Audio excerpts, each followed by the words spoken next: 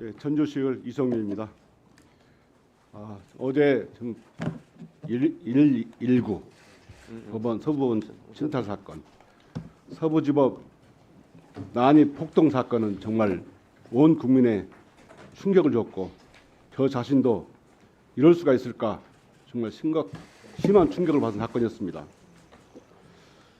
많은 의원들께서 말씀하셨지만 이번 서부지법 난입 폭동 사건은 내란이라고 보는데 우리 법무차관님 네. 어떻게 생각하십니까?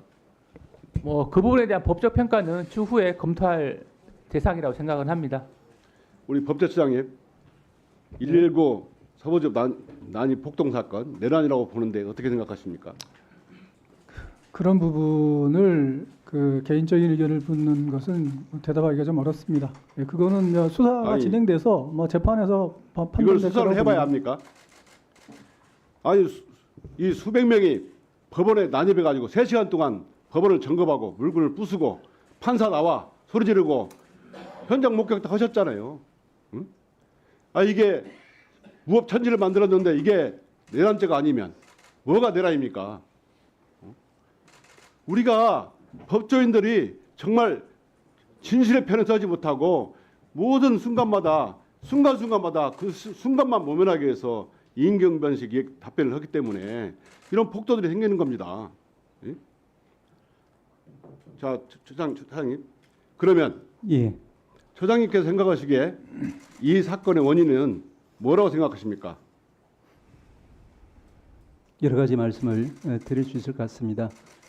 결국에는 이제 우리 법치주의가 지금 현재 정상적으로 작동되지 않고 있다는 심각한 위기 상황의 징표라고 생각합니다. 저는 이러한 모든 근본 원인은 법원의 영장, 공수처의 수사권을 부인하는 윤석열에게 있다고 봅니다. 그리고 이를 옹호하는 국힘에 있다고 봅니다.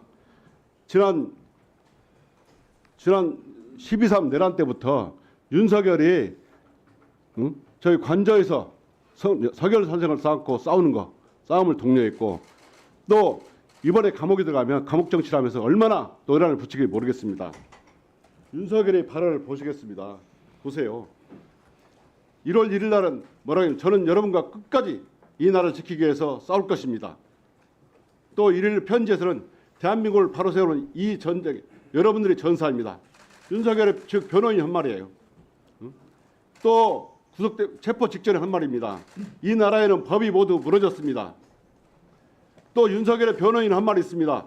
법원이 이 잘못을 인정하고 잘못을 시정을 마지막 기회라고 했어요. 법원이 무슨 잘못을 했습니까? 거기다가 국힘 한 인사는 이렇게 말합니다.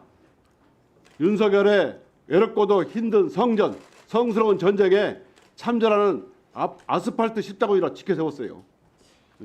아스팔트 십자군 맞습니까? 차관님. 네. 이 폭도들이 아스팔트 십자군 맞습니까? 비유의 적절성에 대해서는 제가 평가할 위치 있지 않는데 기본적으로 서부지법 사태 같은 일이 다시는 일어나서는 안 된다고 생각을 합니다. 하나만 더 현장에서 국힘의 의원이 월담으로는 현행범 체포된 사람들한테 곧 훈방될 거다 이렇게 했어요. 저는 말로만 그런 줄 알았더니 실제로 이 문자로도 답변을 했더라고요. 자기가 공수처장 차를 막아서 학생들이 3명이 체포됐다. 어떻게 하면 좋겠냐. 조사 후 곧 석방될 거라고 확신을 주는 겁니다. 이렇게 수사 방해하고 내란을 이렇게 선동하는 국힘 의원들 어떻게 생각하십니까? 네, 기본적으로 수사는 정치적 중립성이 생명이라고 생각은 합니다. 차장님, 그리고요 김성훈 경호처장을 석방했습니다. 그 이유가 자진 출석했기 때문에 그렇다는 거예요. 그러면 김용현 전 장관은 자진 출석했는데 왜 구속했습니까? 아니 올 때 CCTV 안 가, CCTV도 지우고 또 비아폰 통화 내역도 지우고 휴대폰도 안 가지고 출석을 했다잖아요. 이런 김성훈 처장을 불구속한다고요? 자, 김성훈 처장이 불구속되자 이광우 경호본부장도 석방됐어요. 아시죠? 네. 우리 김성훈 처장이 풀려나자마자 어디로 간지 아십니까? 서울구치소로 갔습니다. 서울구치소에서 24시간 상주하면서 경호하겠다 이렇게 했습니다. 그러면 경호를 어떻게 합니까?